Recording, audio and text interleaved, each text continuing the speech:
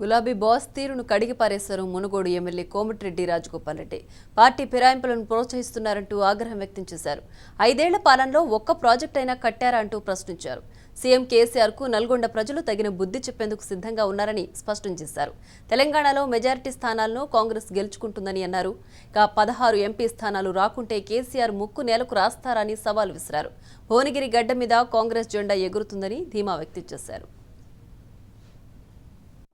ముఖ్యమంత్రి గారు ఏదో మాటలు చెప్పి ప్రజా ఓటు బ్యాంకు రాజకీయాలతో కొన్ని పథకాలు పెట్టి రెండోసారి అధికారంలోకి వచ్చిన తర్వాత ఆయన ప్రవర్తిస్తున్న తీరుని, మాట్లాడే విధానాన్ని అసెంబ్లీలో కానీ బయట కానీ ఈ అనైతికమైన పార్టీ ఫిరాయింపులను ప్రోత్సహించుకుంటే ప్రజాస్వామ్యాన్ని ఏ విధంగా కూని చేశారో ఈరోజు తెలంగాణ సమాజం మొత్తం ఆలోచన చేస్తుంది.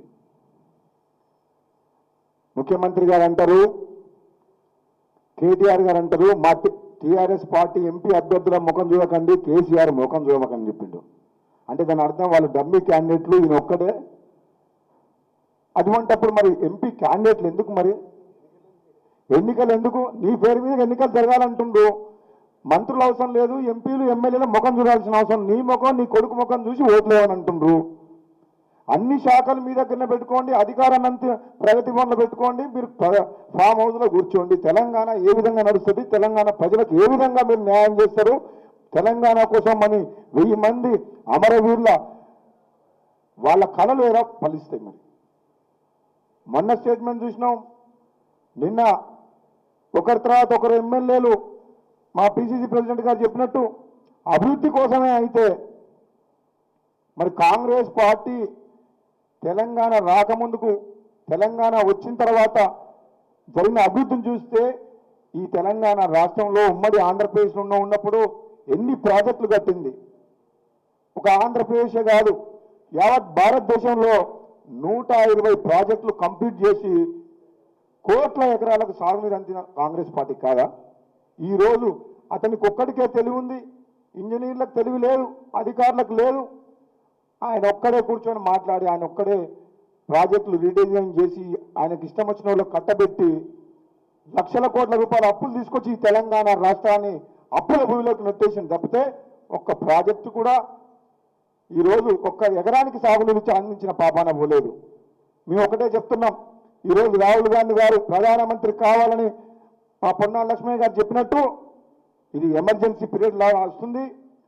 ఒక మతం గురించో ఒక ఇంకో ఉద్దేశాన్ని రెచ్చగొట్టి ఈ భారతదేశాన్ని విచ్ఛిన్నం చేసేందుకు అవసరమైతే 4 బాంబులు పక్క దేశం మీద వేసైనా సరే ఓట్ల కోసం యుద్ధ వాతావరణం సృష్టించి అధికారంలోకి రావాలని బీజేపీ చూస్తుంది. కానీ ఎక్కడ కూడా కేసీఆర్ గారే అన్నారు, దేవుడు ఆలయాలు కట్టాలంటే మత గురువులు చూసుకుంటారు, దానికి పార్టీలు ఎందుకు? ఇది కాంగ్రెస్ పార్టీ సెక్యులర్ పార్టీ. ముఖ్యంగా ఈ బడుగు బలహీన వర్గాలకు ఈరోజు న్యాయం జరుగుతుందంటే ఈ కాంగ్రెస్ పార్టీ ద్వారా ఈ దేశంలో కానీ తెలంగాణ రాష్ట్రంలో కానీ సామాజిక తెలంగాణ వైపు అడుగులు పడాలంటే కాంగ్రెస్ పార్టీ రాహుల్ గాంధీ ప్రధానమంత్రి కావాల్సిన అవసరం ఉంది. కాబట్టి తెలంగాణ సమాజం మొత్తం ఆలోచించి కేసీఆర్ కుటుంబం ఈరోజు అహంభావంగా ఏ విధంగా ప్రవర్తిస్తుండ్రో, అధికారంలోకి వచ్చిన 2 నెలలు కూడా మంత్రివర్గ విస్తరణ చేయకపోవడం, వాళ్లకు సరి అయిన ఓటు లేకపోయినా 5వ అభ్యర్థిగా పెట్టి మా కాంగ్రెస్ పార్టీ ఎమ్మెల్యేలను కొనుక్కొని 5వ ఎమ్మెల్సీ కావడం, ఇవన్నీ చర్యలు చూస్తుంటే సభ్య సమాజం ఈరోజు సిగ్గుపడుతుంది. తెలంగాణ వచ్చిన తర్వాత ప్రజాస్వామ్యాన్ని కూలి చేసి ఒక నియంతలాగా పరిపాలిస్తుందని చెప్పేసి తెలంగాణ ప్రజలందరూ ఒకసారి ఆలోచించండి. నేను చెప్తున్న ఒక పార్లమెంట్ సభ్యుగా గతంలో పనిచేసిన, ఎమ్మెల్సీగా పనిచేసిన, ఇప్పుడు ఎమ్మెల్యేగా ఉన్నా, మా సోదరు భువనగిరి పార్లమెంట్ సభ్యునిగా నాకు ఇన్ఛార్జ్గా ఇచ్చిండ్రు. నేను మళ్ళీ చెప్తున్నా, మా ప్రెసిడెంట్ గారి మాటలతో ఏకీభవిస్తున్నాం. తెలంగాణలో మెజారిటీ ఎంపీ సీట్లు గెలుస్తున్నాం. ఎవరైతే పార్టీ మారిండో వాళ్ళు కేవలం అవకాశవాద రాజకీయాల కోసం, స్వార్థం కోసం మారింది తప్పితే కాంగ్రెస్ పార్టీ ఎవరికి అన్యాయం చేయలేదు. అందరూ కాంగ్రెస్ పార్టీ ద్వారా బాగుపడ్డోళ్ళే. ఒకసారి టికెట్ రావచ్చు రాకపోవచ్చు, కానీ ఎప్పుడో ఒకసారి కాంగ్రెస్ పార్టీ ద్వారా పదవులు అనుభవించిన వాళ్ళే ఈరోజు ఏదో ఒక వంక చూపించి పార్టీ మారుతుంది తప్పితే అందులో వాళ్ళ స్వార్థం ఉంది తప్పితే పార్టీ రాహుల్ గాంధీ గారు తీసుకునే నిర్ణయాలు ఎక్కడ కూడా తప్పు లేదు. మళ్ళీ చెప్తున్నా, సారు 16 అంటుండ్రు. ఒకవేళ 16 సీట్లు టీఆర్ఎస్ గెలిస్తే నేను దేనికైనా రెడీ. అది కేసీఆర్ గారు కానీ కేటీఆర్ కానీ కాంగ్రెస్ పార్టీ తరఫున చెప్తున్నాను. 16 రాకపోతే మీరు ముక్కు నేలకు రాస్తారా? మీరు దీని ఛాలెంజ్ తీసుకుంటున్నారా? భువనగిరి గడ్డ మీద కాంగ్రెస్ జెండా ఎగురుతుంది. ఒక మాజీ పార్లమెంట్ సభ్యునిగా నేను చెప్తున్నా, ఇన్ఛార్జ్గా తప్పకుండా మా భువనగిరి పార్లమెంట్ నియోజకవర్గాన్ని గెలిపించుకుంటామని చెప్పి ప్రజలందరూ కూడా మీరందరూ కాంగ్రెస్ పార్టీని ఆదరించాలని కూడా తెలంగాణలో ఉన్న అన్ని పార్లమెంట్ స్థానాలతో పాటు నల్గొండతో స్థానంతో పాటు అన్ని స్థానాలతో పాటు ముఖ్యంగా నేను ఇన్ఛార్జిగా ఉన్న భువనగిరి స్థానాన్ని కూడా తెలంగాణ భువనగిరి నియోజకవర్గ ప్రజలు గెలిపించాలని నేను కోరుకుంటున్నాను. Thank you. భువనగిరి ఇన్ఛార్జిగా ఆయన చెప్పిండు, నల్గొండ ఇన్ఛార్జ్ నువ్వు చెప్పు. ఏమంటావు?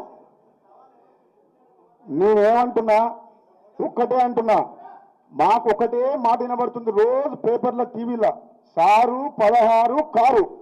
ఒకవేళ 16 సీట్లు వాళ్ళు గెలుచుకుంటే ఏ ఛాలెంజ్కైనా రెడీనే అని చెప్పి నేను కేసీఆర్ని కేటీఆర్ని ఎవరు వస్తారో తండ్రి కొడుకులను రమ్మని చెప్పు. 16 వాళ్ళ సీట్లు వాళ్ళు గెలిచినట్టయితే నేను పార్టీ తరఫున ఒక వ్యక్తిగా రాజగోపాల్ రెడ్డి మునుగోడు భువనగిరి పార్లమెంట్ ఇన్ఛార్జిగా నేను ఛాలెంజ్ విసురుతున్నా. నిజంగా దమ్ముంటే ధైర్యం ఉంటే వాళ్ళు ఏదైనా చెప్పండి, నేను రెడీగా ఉన్నా అని చెప్తున్నా. Thank you.